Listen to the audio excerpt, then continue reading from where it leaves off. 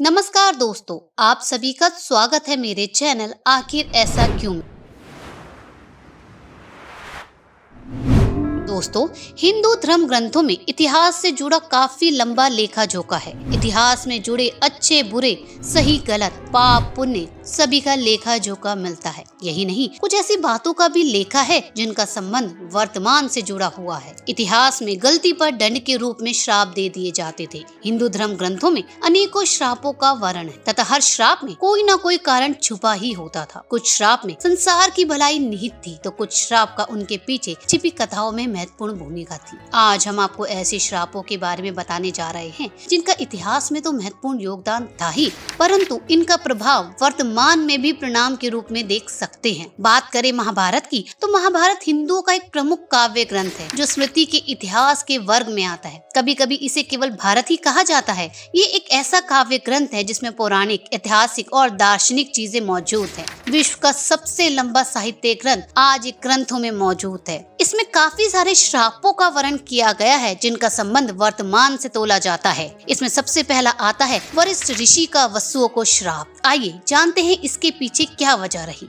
एक बार देव नामक वसु ने वशिष्ठ ऋषि की कामधेनु का हरण कर लिया। इससे वशिष्ठ ऋषि ने देव से कहा कि ऐसा काम तो मनुष्य करते हैं, इसलिए तुम आठों वसु मनुष्य हो जाओ। यह सुनकर वसुओं ने घबराकर वशिष्ठ जी की प्रार्थना की तो उन्होंने कहा कि अन्य वसु तो वर्ष का अंत होने पर मेरे श्राप से छुटकारा पा जाएंगे, लेकिन इस देव को अपनी करनी का फल भोगने के लिए एक जन्म तक मनुष्य बनकर पीड़ा भोगनी पड़ेगी। उन्हें उत्पन्न होते ही गंगा जी ने पानी में डुबो दिया, जिसे 7 वसु तो मुक्त हो गए, पर राजा ने उस 8वें पुत्र को डुबोने नहीं दिया। इस वचन भंगता के कारण गंगा 8वें पुत्र को सौंपकर अंतर्धान हो गई। यही बालक विदुर नामक वसु था। यही बालक आगे चलकर देवव्रत और बाद में भीषण प्रतिज्ञा के कारण भीष्म कहलाया। बात करते हैं दूसरे श्राप की। पांडु को दिया ऋषि ने श्राप। दोस्तों, महाराज पांडु एक बार वन में शिकार खेलने गए। जंगल में हिरण के रूप में एक ऋषि दंपति भी विहार कर रहे थे। पांडु ने अपने तीरों से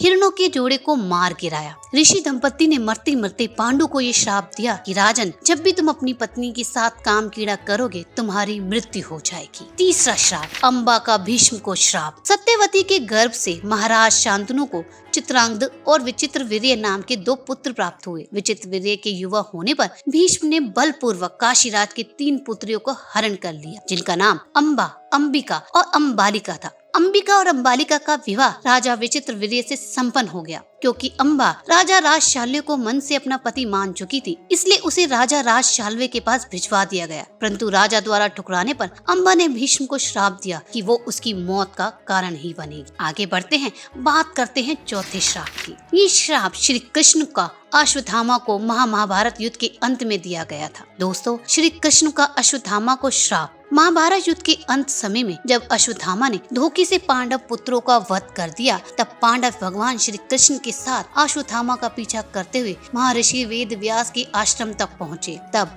अश्वत्थामा ने पांडवों पर ब्रह्मशास्त्र का वार किया। ये देख अर्जुन ने भी अपना ब्रह्मशास्त्र छोड़ा। महर्षि व्यास ने दोनों अस्त्रों को टकराने से रोक लिया और अश्वत्थामा और अर्जुन से अपने अपने ब्रह्मशास्त्र वापस लेने को कहा। तब अर्जुन ने अपना ब्रह्मास्त्र वापस ले लिया, लेकिन अश्वत्थामा से ये विद्या नहीं जानते थे, इसलिए उन्होंने अपने अस्त्र की दिशा बदलकर अभिमन्यु की पत्नी उत्तरा के गर्भ की ओर कर दी। ये देख भगवान श्री कृष्ण ने अश्वत्थामा को श्राप दिया कि तुम 3000 वर्ष तक इस पृथ्वी पर भटकते रहोगे और किसी भी जगह किसी भी पुरुष के साथ तुम्हारी बातचीत नहीं होगी। तुम्हारे शरीर से पीप और लहू की गंध निकलेगी, इसलिए तुम मनुष्य के बीच नहीं रह सकते, दुर्गम वन में ही पड़े रहोगे। आगे बढ़ते हैं, बात करते हैं अगले श्राप की, जो परशुराम को कर्ण ने दिया था।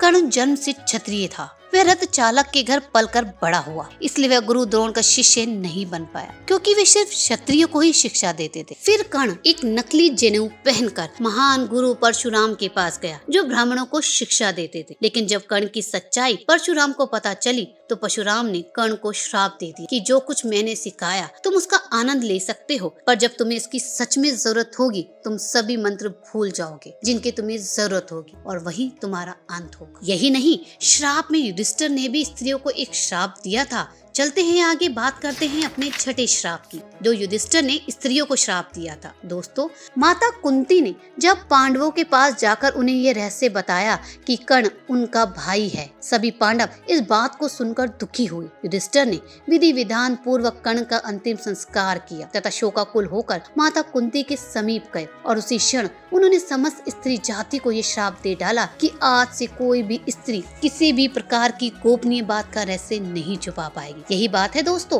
तभी कोई स्त्री अपने पेट में बात नहीं रख पाती। ये युधिष्ठिर का ही श्राप है। हमारा 7वां श्राप है उर्वशी का अर्जुन को श्राप। महाभारत काल में एक बार अर्जुन दिव्य शास्त्र पाने के लिए स्वर्ग लोक गए। वहाँ उर्वशी नाम की एक अप्सरा उन पर आकर्षित हो गई। जब उर्वशी ने ये बात अर्जुन को बताई तो उन्होंने उर्वशी को अपनी माता के समान बताया। इस बात पर उर्वशी क्रोधित हो गई और उन्होंने अर्जुन से कहा कि आखिर तुम क्यों नपुंसक की तरह बात कर रहे हो? जाओ, मैं तुम्हें श्राप देती हूँ कि तुम नपुंसक हो जाओ तथा स्त्रियों के बीच तुम्हें नर्तक बनकर रहना पड़े। ये श्राप आगे जाके अर्जुन को झेलना पड़ा। 8वां श्राप ऋषिंगी ऋषि का परिशिक्षित को श्राप। जब पांडव स्वर्ग लोक की ओर प्रस्थान कर रहे थे तो उन्होंने अपना सारा राज्य अभिमन्यु के पुत्र परिशिक्षित के हाथों में सौंप दिया। राजा परीक्षित के शासन काल में प्रजा बहुत सुखी थी। एक बार राजा परीक्षित वन में आखेट खेलने को गए। तब उन्होंने वहाँ शमीक नाम के एक ऋषि को देखा। वे अपनी तपस्या में लीन थे और उन्होंने मौन व्रत धारण कर रखा था। तब राजा ने उनसे कई बार बोलने का प्रयास किया पर ऋषि मौन थे और ऋषि ने अपना मौन व्रत नहीं तोड़ा। क्रोध में आकर राजा परीक्षित ने ऋषि के गले में एक मरा हुआ सांप डाल दिया। ये बात ऋषि शमीक के पुत्र श्रृंगी को पता चली तो उन्होंने राजा परीक्षित को श्राप दे दिया कि आज से 7वें दिन बाद आपकी मृत्यु हो जाएगी और ये मृत्यु तक्षक नाग के डसने से होगी। राजा परीक्षित के जीवित रहते काल कलयुग में इतना साहस नहीं था कि वो हावी हो सके, परंतु उनकी मृत्यु के पश्चात इस धरती पर कलयुग पूरी तरीके से हावी हो गया है। 9वां श्राप जो गंधारी ने श्री कृष्ण को वंशनाश के रूप में दिया। युद्ध के बाद जब गंधारी को पता चला कि पांडवों के साथ भगवान श्री कृष्ण भी हस्तिनापुर आ रहे हैं तो उनका मन दुखी गम के सागर में गोते लगाने लगा और दुखी होकर उन्होंने भगवान श्री कृष्ण को श्राप दी। गंधारी ने कहा, अगर मैंने भगवान विष्णु की सच्चे मन से पूजा की है तो निस्वार्थ भाव से अपने पति की सेवा भी की है, तो जैसा मेरा कुल समाप्त हो गया वैसे ही एक दिन तुम्हारा वंश तुम्हारे सामने समाप्त होगा और तुम देखते रह जाओगे। यही वजह है कि श्री कृष्ण का वंश समाप्त हो गया। आगे बढ़ते हैं और बात करते हैं 10वें श्राप की, जो भीम पुत्र घटोत्कच को द्रौपदी ने दिया था। एक कथा के अनुसार जब घटोत्कच पहली बार अपने पिता भीम के राज्य में आए तो उन्होंने अपनी माँ, जिनका नाम हिडिंबा था, की आज्ञा अनुसार द्रौपदी का कोई सम्मान नहीं किया। द्रौपदी को ये बात बुरी लगी और अपना अपमान महसूस करते हुए उसे बहुत गुस्सा आया। द्रौपदी भीम पुत्र घटोत्कच पर चीखने और चिल्लाने लगी। यही नहीं, उसने कहा कि वह एक विशिष्ट स्त्री है, वे युधिष्ठिर की रानी है और ब्राह्मण राजा की पुत्री भी है और उसका प्रतिष्ठा पांडवों से कहीं अधिक है। उसने अपनी दृष्ट राक्षसी माँ के कहने पर बड़े ऋषि मुनि और राजाओं से भरी सभा में उसका अपमान किया। यही नहीं, भीम पुत्र घटोत्कच को द्रौपदी ने गुस्से में श्राप दे दिया, जा दृष्ट, तेरा जीवन बहुत छोटा होगा और तू बिना किसी लड़ाई के मारा जाएगा। दोस्तों, ये वो श्राप जो बेशक इतिहास के पन्नों में लिखे गए हैं, या यूं कहें ये वो श्राप है जो इतिहास में दिए गए थे, लेकिन इनका स्वरूप कहीं न कहीं वर्तमान से जुड़ा हुआ है। दोस्तों, आपको हमारी ये वीडियो कैसी लगी हमें कमेंट करके जरूर बताएं। इसके साथ हमारे वीडियो को ज्यादा से ज्यादा शेयर करें।